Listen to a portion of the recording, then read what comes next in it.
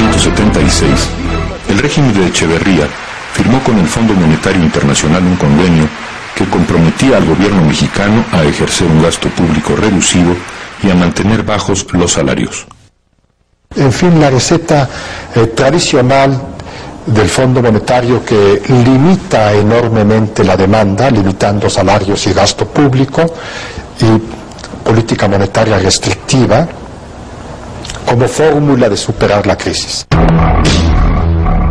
Desde su comienzo, el gobierno López Portillista debió enfrentar el grave problema del financiamiento.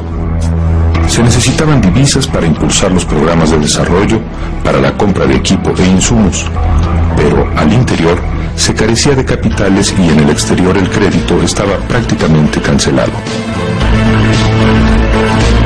Aún así, López Portillo confiaba en que podía sacar al país del bache. 3 años es todo lo que necesito, le aseguró al periodista Julio Scherer. De entrada, el presidente debía definir la estrategia económica que seguiría su gobierno. Desde los primeros momentos surgen diferencias muy claras entre los dos secretarios. El secretario de Hacienda, por un lado, tratando de mantener un clima de austeridad, de manejo ordenado de las finanzas públicas, y por el otro lado, el secretario de Programación y Presupuesto, señalando que lo que es necesario es gastar más. El presidente López Portillo tomó la decisión de irse por la propuesta de la Secretaría de Hacienda, el de jugar más en tono a lo que proponía el Fondo Monetario Internacional. Durante casi 2 años se siguió una política de austeridad absoluta que para el pueblo se tradujo en un tope salarial del 10% y el encarecimiento de los productos de consumo básico. Hay la dolorosa convicción del gobierno de la República de que desgraciadamente en estos momentos no es por el camino abierto del alza de salario como se resuelve el problema general del desarrollo económico y social del país.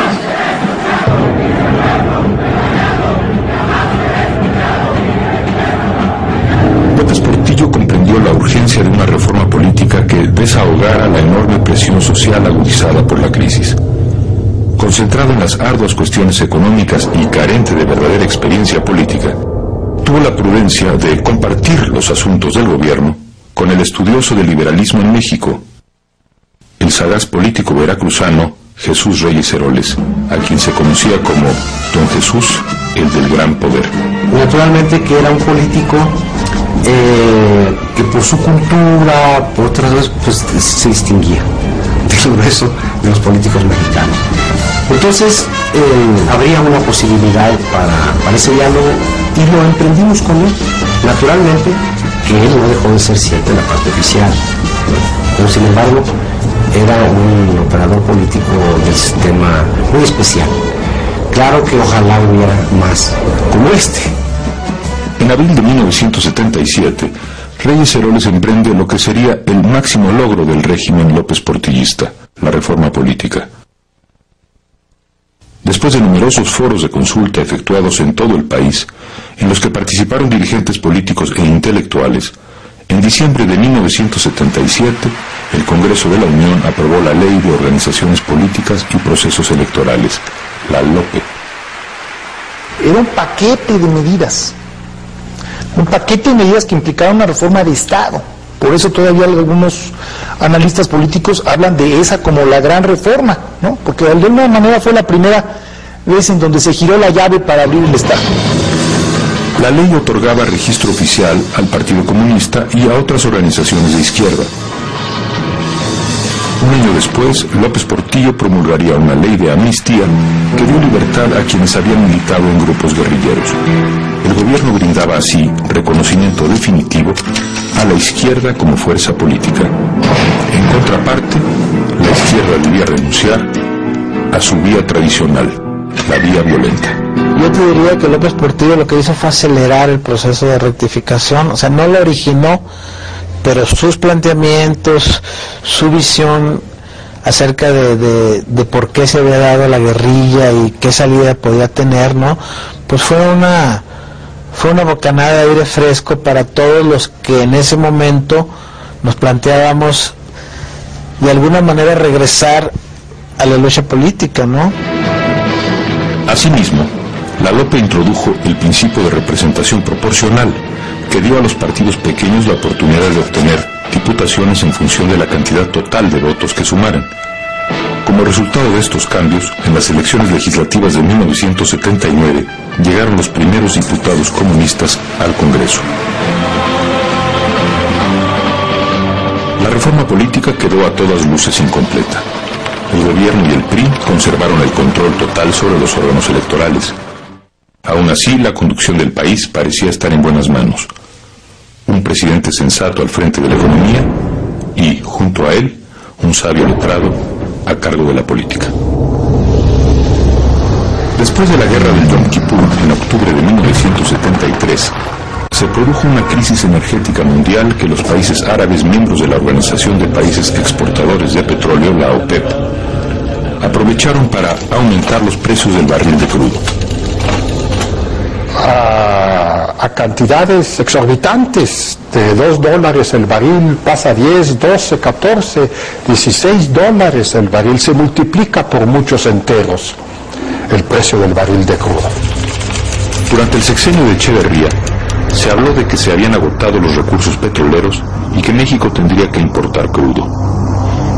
Como presidente electo, José López Portillo había recibido informes de su viejo amigo Jorge Díaz Serrano de que en México existían reservas probadas por 11.200 millones de barriles. Esto era una carta que en cualquier banco me daban un crédito si yo iba. Entonces fui con don José. Ya cuando tomé posesión le dije, tenemos que irnos al mar. Mira, aquí tengo esto, aquí sacamos los recursos, vamos a Washington, vamos al Fondo Monetario Internacional, donde tú quieras vamos. Conseguimos dinero, pero te pido que se utilice como punta de lanza en la exploración en el mar.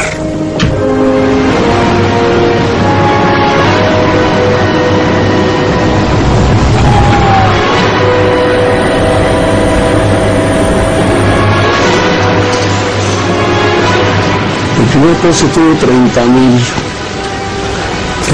barriles diarios. Y de ahí en adelante creció esto de forma extraordinaria.